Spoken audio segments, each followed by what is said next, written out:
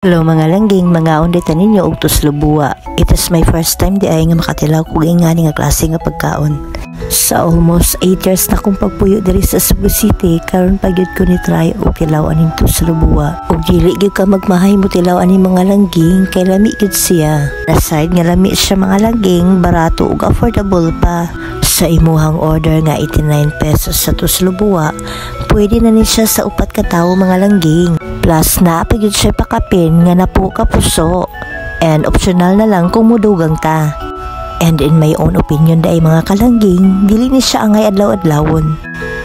Kay kung imo ning adlaw-adlawon mga langging, for sure musaka ang imong kolesterol ug ang imong high blood pressure.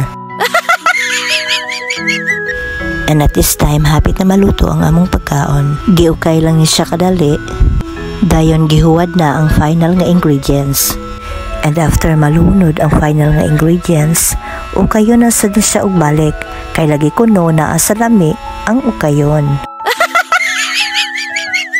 Ukay naluto na, ibutang na dayon nato ang pepper. And at last, sibuga na. Og nag-add-on day niya ni og sisig nga worth 59 pesos lang.